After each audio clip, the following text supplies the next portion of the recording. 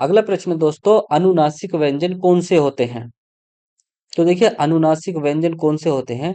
वर्ग के प्रथमाक्षर, वर्ग के तृतीयाक्षर, वर्ग का चौथा व्यंजन, वर्ग का पंचमाक्षर। अब वर्ग क्या चीज है ये मैंने आपको अभी पीछे बताई है। जब वर्ग तो कह रहा है प्रथमाक्षर यानी कि ये वाला, हर वर्ग का प्रथमाक्षर, क्या ये अनुनासिक होते हैं? क्या तृतीय होते हैं? क्या चतुर्थ होते हैं? क्या पंचमाक्षर होते हैं? तो जो प्रत्येक वर्ग का दोस्तों पांचवा अक्षर होता है वो होता है अनुनासिक। तो इसका हमारा सही हो जाएगा ऑप्शन डी। सही है। का वाले में ला आ गया दोस्तों, ये होंगे कचट टप।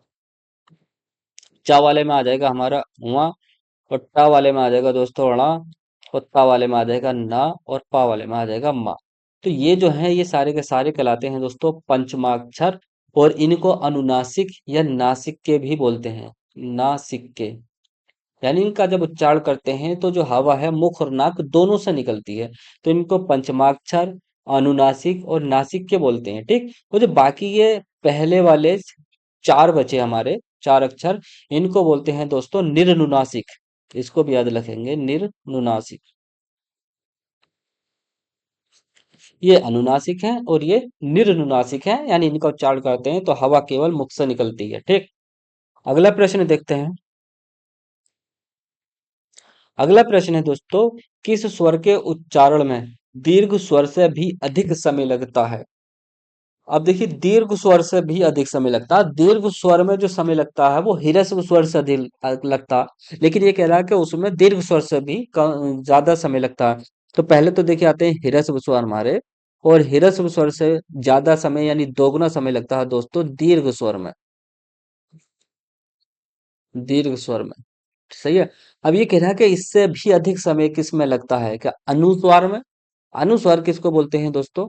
तो अनुस्वार बोलते हैं इसको, जो हमारे अयोगवा दो हैं, एक तो अनुस्वार और दूसरा विसर्ग। ठीक। ह्रस्व स्वर में नहीं, ह्रस्व स्वर में तो दोस्तों दीर्घ से कम समय लगता है। पिलुत्व में, जी हाँ यही हमारा आंसर सही है, पिलुत्व। तो 22 का सी आ जाएगा, पिलुत्व में। सही है। तो देखिए बात करें अगर पिलुत्व की, तो हिंदी में पिलुत्व स्वर नहीं होता, हिंदी में पिलुत्व चिन्ह होता है दोस्तों, इस प्रकार से एस तरह से। जो एस है हमारा अंग्रेजी का लेटर, उस तरीके से एक पिलुत्व चिन्ह है। और जो पिलुत्व स्वर है दोस्तों वो वास्तविक में अगर देखा जाए तो वो संस्कृत भाषा में देखे जाते हैं। हिंदी में पिलुत्व स्वर कोई चीज नहीं है, मात्र क्या है पिलुत्व चिन्ह देखा जाता है, और इसका प्रयोग किया जाता है किसी को पुकारने के लिए। जैसे हमें किसी को पुकारना है, जैसे मैं कहूँ राधा, तो ये राधा, तो अगर ऐसे ही मैं लिख दूं तो ये हो गया राधा। लेकिन इसको ज्यादा अगर खींचा जाए राधा, तो इसका आगे हम एस बना देते हैं इस तरीके से। सही है, इस तरीके से बना दो। तो ये इसका मतलब है कि ये इसको खींचने पर जोर दे रहा है कि इसको खींचा जाए। तो किस स्वर के उच्चारण में दीर्घ स्वर से भी अधिक समय लगता है? पिलुत्व में। ठीक। तो इसका आंसर हमारा सी हो गया। अनुनासिक मैंने आपको बताए थे कि अनुनासिक किसको कहते हैं। ठीक।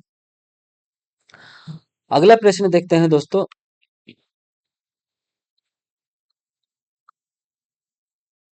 अगला प्रश्न है हमारा, जिन ध्वनियों की गणना न स्वर में की जाती है न व्यंजन में, उसे क्या कहते हैं? आगत, अंतस्थ, ऊष्म या अयोगवा? तो देखिए जो अयोगवा है हमारे दोस्तों, अनुस्वार और विसर्ग, इनकी गणना ना तो देखिए स्वर में की जाती है और ना ही व्यंजन में की जाती है। ठीक। तो 23 का हमारा डी आंसर सही हो जाएगा। जिन ध्वनियों की गणना ना स्वर में की जाती है ना व्यंजन में, उसे हम अयोगवा कहते हैं। देखिए जो हमारे स्वर होते हैं दोस्तों, वास्तव में ये कह दूं, ये सामान्यतः कह दूं कि हिंदी भाषा में कितने स्वर हैं, तो वो 11 स्वर माने जाते हैं वास्तव में। कौन कौन से? तो अ, दीर्घ अ, ई, दीर्घ ई, उ, दीर्घ उ, री। सही है। इसके बाद देखें दोस्तों, तो ए, ऐ, ओ, ओ, ओ, ये हमारे सामान्यतः स्वर हैं 11। ठीक। ये स्वर क्या काम करते हैं? तो हम कहेंगे इनका उच्चारण तो स्वतंत्र होता है, लेकिन ये व्यंजनों के उच्चारण में, व्यंजनों के उच्चारण में सहायक होते हैं, यानी उनका भी उच्चारण कराते हैं। जैसे कै है, तो इसका उच्चारण नहीं हो सकता जब इसके नीचे हल लगा हुआ है। तो इसमें जब हम आ स्वर जोड़ देंगे दोस्तों, तो इसका ये रूप बन जाएगा, यानी इसका उच्चारण हो जाएगा। ऐसे ही दोस्तों ख है, इसके नीचे हलंत है, इसके नीचे, तो इसका उच्चारण नहीं हो सकता। इसमें जब हम आ जोड़ देंगे तो ये खा बन जाएगा, इसका उच्चारण हो जाएगा। तो देखिए हम यहाँ पर ये देख रहे हैं कि इसके उच्चारण में जो है, हमारे व्यंजन के उच्चारण में स्वर सहायता दे रहे हैं, ठीक। और स्वर का जो है वास्तविक रूप में इनका स्वयं ये स्वतंत्र होते हैं उच्चारण के लिए, यानी कि उनका उच्चारण हो जाता है। इनकी बात अगर देखें दोस्तों अनुस्वार की, तो यह है देखिए अंग, और यह है आह। तो हमें ऐसा लग रहा है कि इनके उच्चारण में असहायता दे रहा है, यानी आ पहले आ रहा है, और इसमें भी देखिए, तो यानी कि इनके उच्चारण में आ जो है वो इनको उच्चारण में सहायता कर रहा है। और ऐसे वर्ड जिनके उच्चारण में स्वर सहायता दे रहा हो, तो वो तो व्यंजन होते हैं दोस्तों। तो इन्होंने इनको ढकेल दिया, भाई तुम्हें तो हम खुद सहायता दे रहे हैं उच्चारण में, और हम जिनको सहायता देते हैं उच्चारण में वो तो व्यंजन है, तुम भागो यहाँ से। तुम कहाँ जाओ, तुम व्यंजन के पास जाओ। तो ये भाई व्यंजन के पास आ जाते हैं, इन्हें स्वर में नहीं स्थान दिया गया। अब जब ये व्यंजन के पास आते हैं, तो व्यंजन कहते हैं कि हमें जो उच्चारण देते हैं वो देते हैं भाई साहब स्वर। आइए आप हमारे पास आइए। जब ये इनके पास गए, का के पास जैसे ही बैठा दोस्तों ये, तो इनने का को उच्चारण दे दिया कन। अब यार जिन लोगों ने इनको व्यंजन के साथ भेजा था, तो वो देख रहे हैं कि ये तो व्यंजन के साथ कमाल कर रहे हैं, इधर स्वर से सहायता ले रहे हैं खुद उच्चारण होने में, और वहां जाकर तो ये व्यंजन को उच्चारण कर रहे हैं भाई। ऐसे खा के साथ जब ये गया खा प्लस अन, तो इसने खा को उच्चारण दे दिया खन। अरे ये तो भाई व्यंजन को उच्चारण दे रहे हैं, और व्यंजनों को जो उच्चारण देते हैं वो तो भाई साहब स्वर होते हैं। तो तुम भागो भागो यहाँ से स्वर के पास जाओ। अब यार इनको स्वर के पास भगा दिया। स्वर ने भी अभी ना व्यंजन के पास भगाया था, और यहाँ ये जाकर वहां नया कमाल कर रहे हैं, व्यंजन का उच्चारण कर रहे हैं। तो व्यंजनों के से यहाँ से भगा दिया स्वर के पास। अब स्वर ने इनको पहले ही भगा दिया था, तो फिर बात बनी कि भाई इनको अलग ही रख दिया जाए। तो इनको अलग रख दिया गया। तो इनको वास्तव में तो देखा जाए तो देखिए स्वर के साथ ही, यानी स्वर एक करवट में रख दिया, किसकी करवट में, स्वर की करवट में रखा गया इनको, अनुस्वार को और विसर्ग को। तो प्रश्न जब बनता है ना, तो कुल स्वरों की संख्या कितनी है, तो इनको जोड़ लिया जाता है, ठीक। एक करवट में इनको जगह दे दी गई, किन के करवट में जगह दी गई है, तो स्वर के करवट में जगह दी गई है। इतनी बात याद रखेंगे कि स्वर सामान्यता पूछे तो 11, और कुल स्वर पूछे तो हम इनको जोड़ लेंगे, ठीक। तो 13 स्वर हो जाते हैं। तो इस प्रकार से है ये, जिन ध्वनियों की गणना ना स्वर में की जाती है ना व्यंजन में, उसे क्या कहते हैं, तो उन्हें अयोगवाह कहते हैं, ठीक। ये व्यंजन के उच्चारण में भी सहायक होते हैं, ये बात याद रखेंगे। तो 23 का हमारा डी सही हो गया। चलो अगला प्रश्न देखते हैं दोस्तों, अगला प्रश्न क्या है। अगला प्रश्न है, भाषा की सबसे छोटी लघुत्तम इकाई किसे माना जाता है। देखिए भाषा की सबसे छोटी लघुत्तम इकाई, इस प्रश्न के माध्यम से कई आपके जो कंसेप्ट हैं वो क्लियर होंगे यहाँ पर। देखिए दो प्रश्न थे, सबसे छोटी इकाई किसे माना था और लघुत्तम इकाई किसे माना जाता, तो मैंने एक ही बना दिया, इसको ब्रैकेट में लिख दिया लघुत्तम, सही है। तो सबसे छोटी पूछे या लघुत्तम पूछे तो बात एक ही है। अब इसमें देखिए कहा गया कि भाषा की सबसे छोटी या लघुत्तम इकाई, इसके आगे कुछ भी ना पीछे जोड़ा गया ना आगे, तो हम ऐसे में लगा देंगे वर्ड दोस्तों। अगर यहाँ पर यह कहता है दोस्तों कि सबसे छोटी मौखिक इकाई, मौखिक इकाई किसे कहते हैं, तो एक चीज ये याद रखेंगे दोस्तों, एक होती है ध्वनि, एक है दोस्तों वर्ण। तो जैसे हम किसी वर्ण का जब उच्चारण करते हैं, मुख से बोलते हैं, तो वह कहलाता है दोस्तों ध्वनि। और ध्वनि को जब हम लिख देते हैं तो वह कहलाता है वर्ण। तो वर्ण क्या है, ध्वनि का लिखित रूप है, और ध्वनि क्या है, वर्ण का मौखिक रूप है। यह अंतर आप याद रखेंगे कि ध्वनि वर्ण का मौखिक रूप है, और वर्ण ध्वनि का ही लिखित रूप है। तो अगर यहाँ मौखिक इकाई पूछे और ऑप्शन में वर्ण और ध्वनि दोनों हो, तो हम इसका आंसर ध्वनि लगाएंगे जब मौखिक इकाई पूछे। और खाली यहाँ पर इकाई पूछा है इसने और ध्वनि दिया नहीं है, तो हम इसका आंसर वर्ण ही लगाएंगे। तो ये तो है एक इकाई, सबसे छोटी इकाई किसे माना जाता है, वर्ण को माना जाता है। और ध्वनि कब लगाएंगे ये भी मैंने आपको बता दिया। लेकिन अगर यहाँ पर यही प्रश्न घुमाकर कर दे कि सबसे छोटी सार्थक इकाई किसे कहते हैं, तो दोस्तों सबसे छोटी सार्थक इकाई कहा जाता है शब्द को, यानी जिसका कुछ ना कुछ अर्थ हो तो उसको कहते हैं हम शब्द। तो देखिए शब्द वही होता है दोस्तों जिसका अर्थ होता है। अगर देखा जाए यानी वर्णों का ऐसा समूह जिसका कुछ ना कुछ अर्थ हो तो उसे शब्द कहते हैं। जैसे एक मैंने वर्णों का समूह बनाया और इन समूह से एक वर्ण ये सामने आया शब्द और ये है हाथी। तो देखिए हाथी वास्तव में कुछ ना कुछ चीज होती है, हमारे माइंड में आया हाँ भाई हाथी एक तरह का जानवर है, यानी इसका अर्थ है इस शब्द का, तो ये वास्तव में शब्द है दोस्तों। ठीक। अब इन्हीं शब्दों को मैंने दोबारा सा घोल-मेल करी और इनको घोल-मेल करने के बाद जब ये सामने एक रूप आया तो ये बन गया थीहा। देखिए वही वर्ण हैं, लेकिन इन्हीं वर्णों का जब मेल किया गया तो ये नया शब्द बना।